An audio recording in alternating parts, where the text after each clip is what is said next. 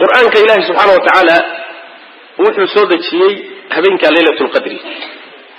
وعن قصة مرني إنا أنزلناه في ليلة مباركة القاعد عن قصة شيء هبينك وهبين بركة بدن هبين كاتا إله القرآن كسودة سبحانه وتعالى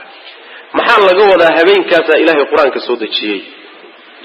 لبد تفسير لبد بواسح كلا دولا لديك وماذا إن لي لهذا نبي هبين كي قرآن كاللقب بالله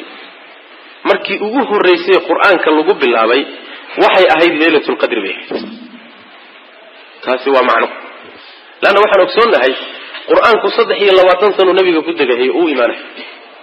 قلب قيب لو كينه هل مر القرآن كالنبي صلى الله عليه وسلم لو مسود الدجني صدحي الله وتنسى الجدود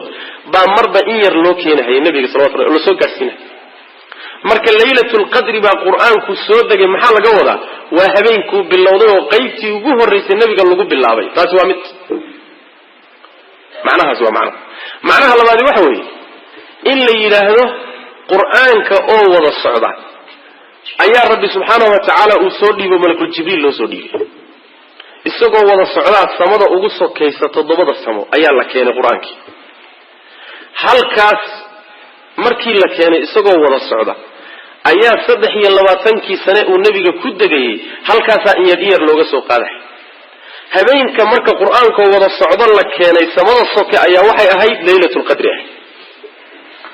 marka nuzuulkaasi lagama wado habeenku nabiga soo gaaray lagama wado marka waxay noqonaysaa waa habeenkii rabbi soo dhiibay samada ugu sokaysana la keenay habeenkaas laylatul qadr ahayd halkaas 23 sano in yar quraanka looga soo qaaday oo kolba in nabiga la soo gaarsiinay sallallahu alayhi wasallam labada mid oo kii la doonaba wala dhigi kara adiga laylatul qadr ba ilaahay quraanka soo dejiyay subhanahu wa ta'ala laylatul qadr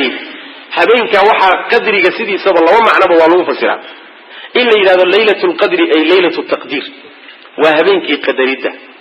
wa habeenkii qadarida maxaa loogu magacaabay waa kan soo marnay fiha yufraqu كل أمر حكيم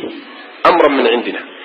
أرن والبؤر إلهي أكتس لغا السغي هبين كاسا الله كلا بحبحية أو هبين كليلة القدر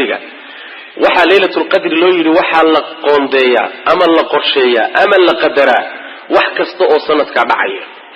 فريبه هو قدرين الله المحفوظ كي كقرني لكن ملائكتك عنتو ذا لسوق الماء ولغسو وريتيا سنة كاسوس على وحيد الإله ساس برادت ليلة القدر لو يريو تقدير كائي قرشين ساس برادت ليلة القدر لو يري وحكى له معنى كلا ليلة القدر إلا جوض بمعنى ليلة الشرف والعظمة هبينك شرفته لأنه شرف لي هنا دوابة ترى حضير بكل شيء سبحانه وتعالى إنه يكون بلو تخير بدنته سو هبين شرف لما قدره إنه شرف يهينه وادعي كلا إذا معنى